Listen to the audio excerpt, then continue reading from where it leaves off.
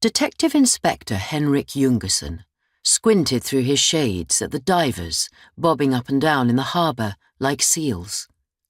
Behind him on the quay, by the gleaming spacecraft of the Opera House, a crowd of passers-by had gathered with their bicycles, prams and dogs.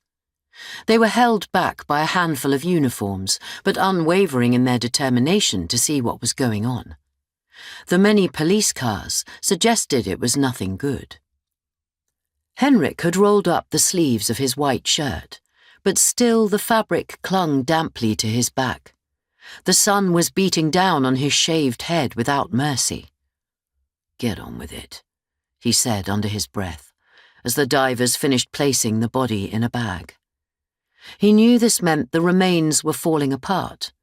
This unwelcome thought, along with the smell of diesel and harbour water, was putting him off his takeaway coffee, already lukewarm in his hand.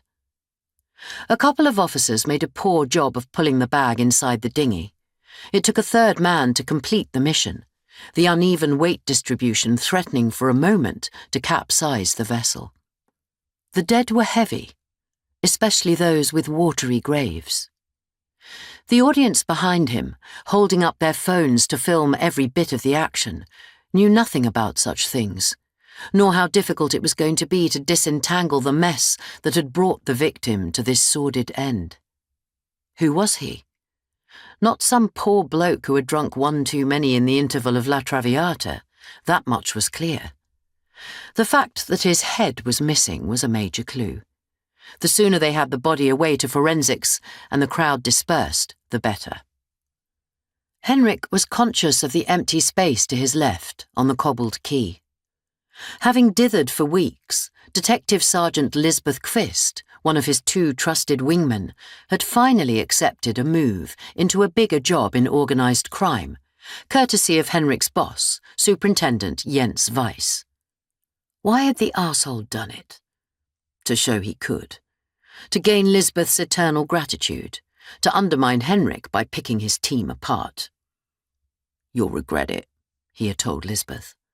"My bank balance says I won't," she had replied. Another rung on the ladder, more money. Henrik got it, yet he was disappointed. Lisbeth still had more to learn, and who better to teach her than himself?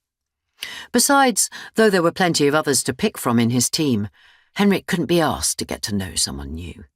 Someone who would tolerate his foibles without running to the top brass to complain every 5 minutes. Someone who knew when to talk and when to let him think. Someone he could stand pulling an all-nighter with when everything went to shit. As everything invariably did. To his right, Detective Sergeant Mark Sundergreen, his one remaining loyal foot soldier, was fidgeting nervously. Though Mark had got on with Lisbeth, Henrik suspected he had at first greeted her departure with relief. With the golden girl out of the way, Mark would finally be able to show what he was made of. But something in the dynamic had changed now that it was just the 2 of them. Despite Mark's best efforts at being cheerful, Henrik had felt himself turn sullen and forlorn, like Mikkel, his eldest boy, who barely spoke a word to anyone these days. "I wish Lisbeth was here," Mark had sighed as they had driven to Holmen in Henrik's car after the report had come in of a body floating in the harbour. Henrik knew how unreasonable he was being, but as he stood there on the quay, watching the dinghy with the headless body turn and begin to chug towards them, he felt Lisbeth's absence as though he too were missing a crucial part of his anatomy. It was bad enough that Jensen had paired off with another man. Jensen, the woman who didn't do boyfriends, was now shacked up with a billionaire entrepreneur, Christopher Brou.